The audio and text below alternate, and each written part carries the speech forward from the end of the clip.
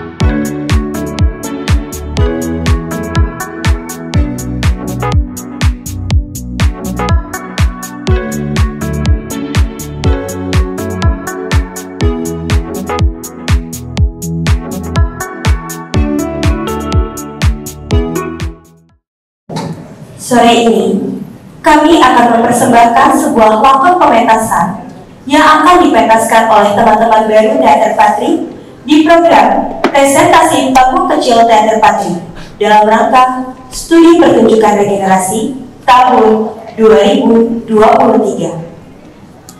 Sebelum pementasan dimulai, penonton dilarang untuk merokok atau vape, mengambil gambar menggunakan lampu blitz, dilarang makan dan minum selama pementasan dimulai, dan dilarang berisik. Marilah kita saksikan pementasan dengan lakon Persembunyian karya Indra Kurnia Winata, sutradara Bangkit Sanjaya. Selamat menyaksikan.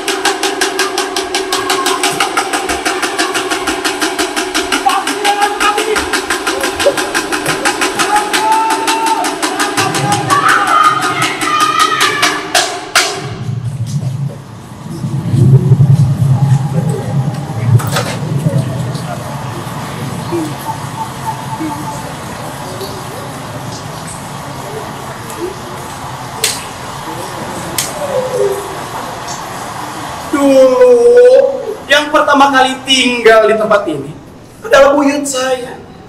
Kemudian, turunlah wasiat agar dirawat oleh nenek saya. Yang pertama kali memugar rumah ini adalah salah satu dari generasi anak nenek.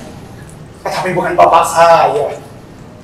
Kemudian, setelah wasiat nenek turun, maka yang pertama bagaimana dengan kondisi warganya di sini? Iya, seperti yang saya sudah katakan, warga di sini tidak suka ikut campur urusan orang lain. Sejak zaman rumah ini dirawat oleh nenek, warga di sini tidak ambil pusing sama urusan dapur orang lain. Tibalah pada suatu ketika, akhirnya rumah ini ditempati oleh bapak saya. Waktu itu Pak Desa yang merasa tidak terima. Akhirnya pada malam hari bapak saya dilabrak, dan itu tepat benar. Warga di sini tidak suka mengganggu warga lain, Pak. Iya, seperti yang saya sudah katakan kemarin, warga di sini sangat menghargai dan menghormati kebudayaan di tiap-tiap rumah. Saya jadi ingat cerita nenek saya dulu. Waktu itu Pak Dantos yang setiap hari selalu didatangi puluhan pemuda dan ada pesta miras di dalamnya. Tidak pernah tuh mengganggu kenyamanan Pak Kusen dalam menjalankan ritual kontemplasi rutinnya tiap tengah malam. Bahkan kakek dan nenek saya. Bagaimana dengan keamanan di wilayah ini? Sekarang tugas kamu ngomong. Siapa? Urusan keamanan di kampung ini sudah menjadi otoritas dan wewenang saya sebagai petugas keamanan. Keamanan di kampung ini mutlak dan harga mati ada di tangan saya. Jadi Pak siapa tadi? Brojo. Iya, Pak Brojo boleh menuntut saya, merekomendasikan mutasi atau bahkan pemberhentian saya sebagai aparat keamanan kepada Pak Lurah. Jika dalam prakteknya nanti saya tidak capable dalam tugas ini. Pintar juga ya ngomong bahasa Inggris. Bagus juga cara presentasinya. Tapi, bukan kapabilitas dia sebagai aparat keamanan di wilayah ini yang ingin saya tanyakan. Melainkan, kondisi wilayah, terutama. Lah iya. Maka dari itu, ketika saya sebagai pejabat keamanan di kampung ini bisa bekerja secara profesional, maka korelasi yang terjadi adalah sebuah stabilitas keamanan di kampung ini menjadi sangat kondusif. Ini Hansip pendidikannya apa sih? Kok ngomongnya tinggi betul? Hampir S1, jurusan hukum, konsentrasi advokasi. Semasa kuliah aktif sebagai menwa. Semester 4 berhenti gara-gara menghamili adik tingkatnya di organisasi.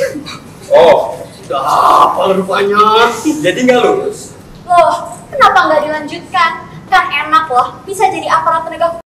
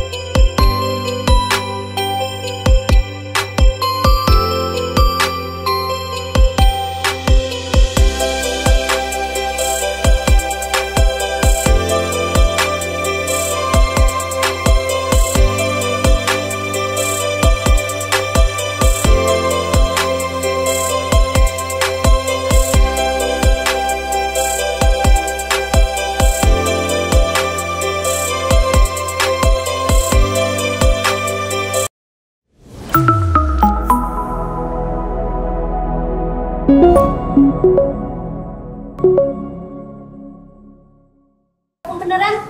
Justru dengan seperti ini saya bisa menegakkan hukum yang baik dan benar. Kalau kuliah saya lulus, belum tentu saya bisa menegakkan hukum yang baik dengan penuh etika. Penuh etika kok bakar maling. Pernah bakar maling, Pak? Paling apa memang? Maling unggas. Maling unggas di kampung sebelah. Tapi dibakarnya di sini. Ya, itu adalah sebuah kebodohan dalam penegakan supremasi hukum di masa lalu. Tapi Sebenarnya justru itu kan hukum yang paling mendasar sebelum merujuk kepada kitab undang-undang hukum pidana. Semacam sok terapis untuk pelaku lah. Dan pastinya itu masih sangat relevan diterapkan di negeri dengan karakter dan tingkat pendidikan warganya yang seperti ini. Shock terapis kok sampai mati. Sekolah tinggi-tinggi, tapi tingkahnya tidak manusiawi. Tidak apa-apa Pak Brojo. Penghakiman terhadap seseorang itu sifatnya demokratis. Saya menganggap kejadian tersebut adalah sebuah sound system, semacam misunderstanding yang berujung pada hilangnya nyawa seseorang. Dalam hukum pidana, kejadian tersebut dapat diproses pada pasal tentang pengeroyokan. Pembicaraan kita sudah sangat lebar. Jadi, bagaimana dengan keamanan di wilayah ini? Ya, itu tadi. Yang itu tadi mana? Kalau maling yang nyolong di kampung sebelah saja, dibakarnya bisa di sini. Apalagi yang nyolongnya di sini. Minta diapakan? Sok gua jabanin. Aduh Pak, maaf saya juga. Baik Pak. Ya itu tadi sedikit cuap-cuap tentang biografi Jimmy selaku keamanan di wilayah ini. Ya saya kira Bapak bisa mengikhlaskan obrolan tadi ya sebagai hiburan semata sajalah.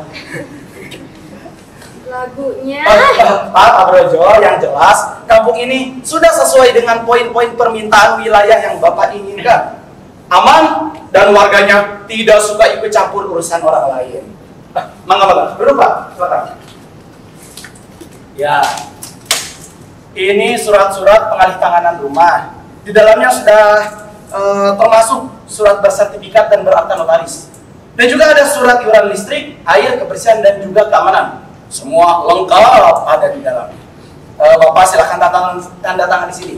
Sebagai arsip, pegang buat saya dan juga Anda bahwa rumah ini resmi menjadi milik Anda. Boleh Pak ya?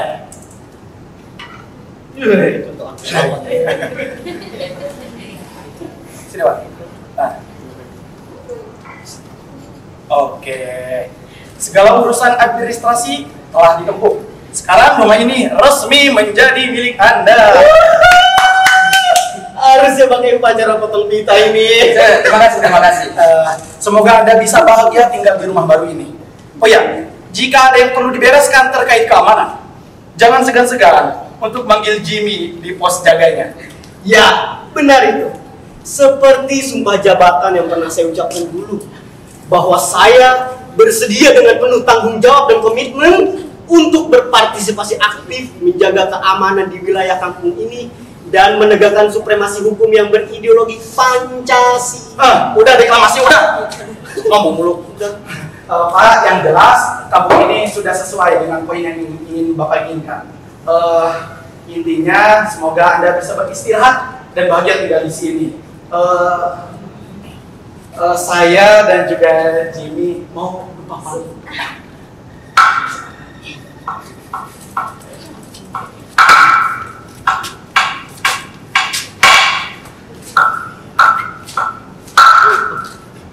Iya ya Pak. Dari tadi saya mengamati kok. Di sini tidak ada tanda-tanda orang pindah rumah. Cuma yang Dulunya kami memang tidak punya apa-apa, Pak. Makanya kami ingin memulai semuanya dari sini. kalau kardus-kardus yang diturunkan dari mobil box tadi pagi.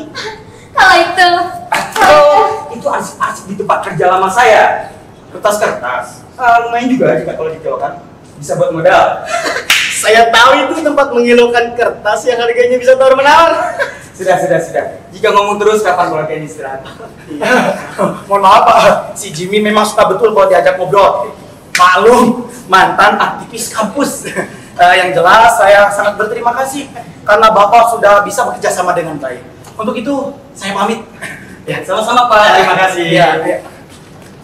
Pak, selamat malam. Selamat malam.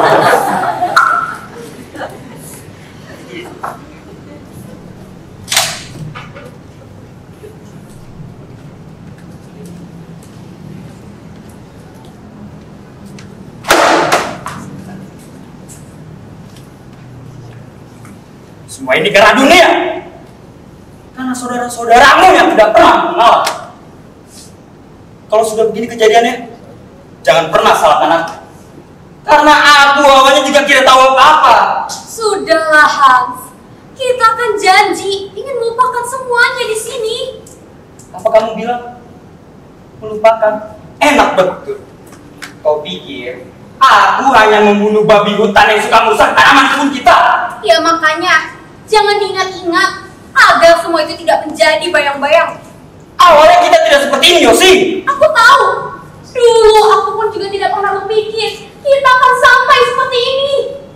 Lantas, siapa yang harus disalahkan jika kejadiannya seperti ini sekarang? Hans, saat ini bukan waktu yang tepat untuk mencari siapa yang salah, juga siapa yang benar. Aku tidak mencari siapa yang harus disalahkan dan juga yang harus dibenarkan. Jika memang harus dicari siapa yang salah, tentu kita yang salah saat ini. Agama apapun di dunia, kurasa tidak ada yang pernah membenarkan penghabisan nyawa seseorang atas dasar apapun. Dan sekarang, media tidak ada intinya mengabarkan tentang pencarian jejak kita. Jika kita merasa benar, untuk apa bersembunyi? Aku percaya kamu, Hans. Aku rasa memilih tempat ini bukanlah kesalahan kedua yang akan terjadi kepada kita. Sekarang kita memang harus bersembunyi di sini. Tempat ini yang akan menyelamatkan kita dari jejak mereka. Apa kamu benar-benar yakin mereka tidak akan menemukan kita di sini? Tempat ini bukan referensi yang tepat untuk melacak keberadaan kita. Terlalu menembus dimensi sosial yang signifikan. Mereka tak mungkin berpikir kita betah tinggal di kampung seperti ini. Bukankah semua kemungkinan itu dipertimbangkan oleh mereka? Tapi kemungkinan itu terlalu kecil. Kita tak mungkin bersembunyi di tempat seperti ini. Itu yang kuharap muncul dari pikiran mereka. Apa mereka yang di sini tidak akan berbicara? Mereka tak akan mengenali kita. Kita bukan dunia yang selama ini mereka kenal. Tak perlu mereka peduli tentang siapa kita. Mereka tak akan banyak bicara ketika kita sudah sampaikan identitas baru kita. Apa nama kita yang sekarang sudah cukup untuk mewakili identitas kita yang baru? Pasti cukup tepat nama itu. Dengan nama itu, di sini kita aman. Setidaknya kita butuh berlindung di tempat ini untuk beberapa waktu yang belum kita bisa putuskan. Mungkin setelah kasus ini ditutup oleh media, bolehlah kita beranjak mencari tempat yang baru. Mulai hari ini kita bukanlah diri kita ini. Kau mengerti, Yosi? Kamu sendiri belum berkomitmen, Hans. Maksud Lestari? Iya, Brojo.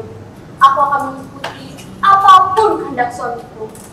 Brojo, aku ingin bertanya sesuatu kepadamu. Apa itu? Apa kau benar-benar yakin kita tidak meninggalkan jejak apapun yang bisa dilacak oleh mereka? Kurasa kita tidak akan ditemukan. Kita sudah menyeberangi beberapa pulau yang berisi daratan dan lautan yang begitu luas. Kita sudah matikan segala akses informasi digital yang bisa dilacak oleh satelit. Semuanya, kurasa kita tidak akan ditemukan. Kita aman. Bagaimana dengan sopir mobil box yang membawa uang cash dalam kardus habis itu? Tidakkah ia akan berbicara? Juga dengan staf bank yang mencairkan uang dalam rekening kita? Kau tidak perlu khawatir, Lestari. Bukankah seseorang sekali berbohong, dia akan terus berbohong? Begitu juga seseorang sekali membunuh, dia akan terus membunuh. Kamu membunuhnya?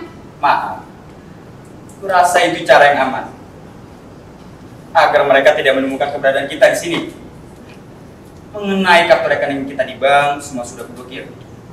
Seluruh uang kita di bank sudah aku tarik dengan identitas lama kita. Seluruh harta kita ada di rumah ini sekarang. Baiklah, Brojo. Aku percaya kamu. Percayalah, Lestari, kita tidak akan ditemukan. Tempat ini adalah tempat yang tepat untuk bersembunyi. Kukira untuk hari ini sudah cukup. Kita butuh istirahat.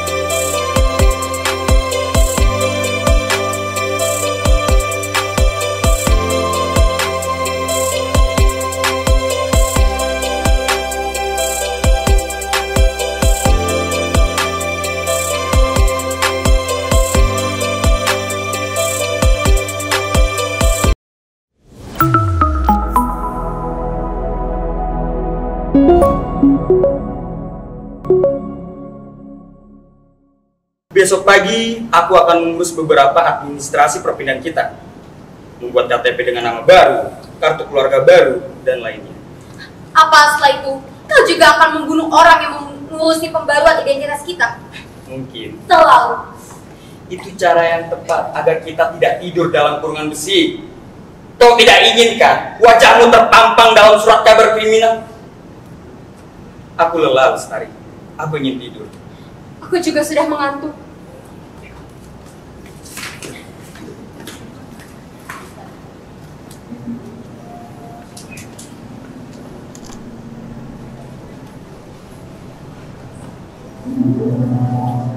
Kamu ini malas sekali. Sudah ku bilang latihan yang rajin. Pacu tenaga jantungmu, pacu jangan malas. Ayo, mulai lagi. Mulai. Suara menjelma pagi yang sunyi sebelum fajar menggelar. Stop.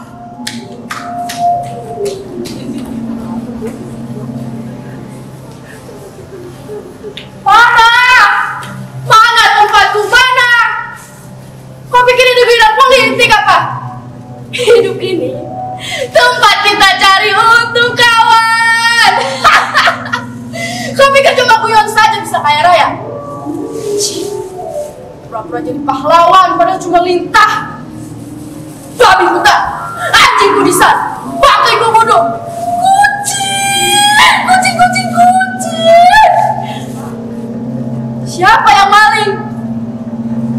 Tikus atau kucing? Ada pakai tikus di rumahku. Kucing sialan, goblok, tangkap tikus kamu dimakan, setan.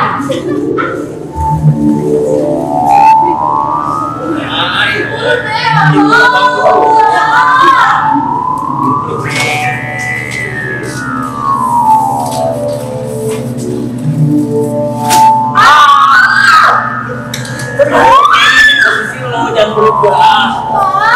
Aku bang, ayo kita beneran aja. Teman, ayo lihat lagi, ayo. Udah ada sakit. Udah, lu diem aja dulu. Ini namanya Scorpion. Udah bang, yang takut dia terus pelan-pelan. Salah lu, ini setan. Lagi tadi pusing melari. Enak aja, sini cuma duduk sehari, tanya terus-terusan. Aku protes. Lu duduk apa lagi? Iya, aku bosan jadi simpanan terus. Kamu pikir aku tidak ingin hidup normal seperti perempuan-perempuan lainnya? Punya suami, punya anak, pergi tamasya sama keluarga. Aku juga ingin seperti itu. Bosan selalu disembunyikan. Iya. Aku pasti mikirin kamu. Dan sabar dong. Ceraikan dulu istrimu, baru aku mau kamu nikahin Sa. Aku gak mau dimadu.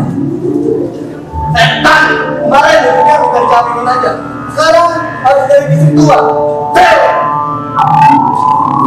Oke, kalau gak mau, aku gak akan bikin hitung-hitungan panjang sama kamu. Sebentar saja, semua yang kamu miliki bakal ludes karena kalian hancur.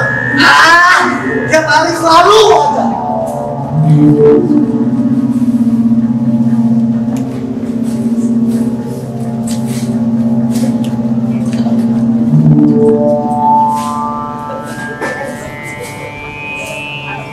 Siapa yang jadi maling sebenarnya?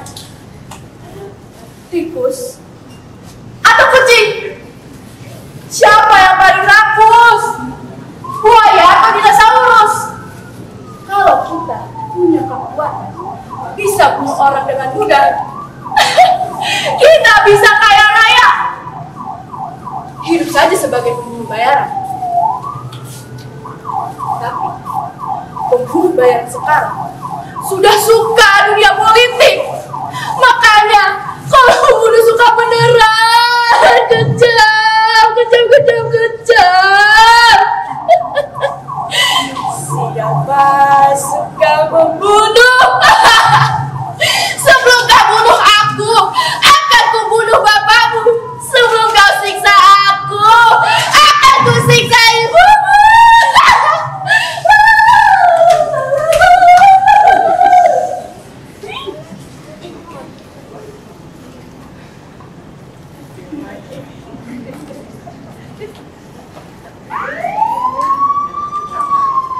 Apa mereka sedang melacak keberadaan kita? Aku tidak tahu. Yang kulihat, mereka memasuki rumah itu ramai-ramai. Banyak orang menghubunginya.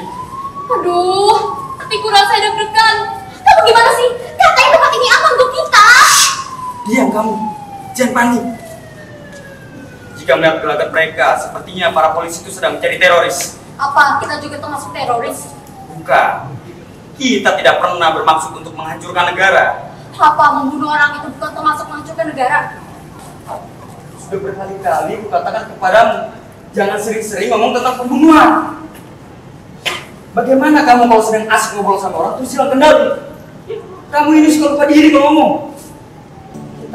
Yah, padahal pertunjukan masih sedang seru-serunya, tapi waktu kita hanya terbatas 30 menit. Tenang saja sahabat SCTV, penayangan ini akan dilanjutkan pada episode di pekan depan. Harap bersabar dan jangan lupa like, share, dan komen tentang episode rumah kali ini ya. Sampai bertemu kembali pekan depan sahabat SCTV.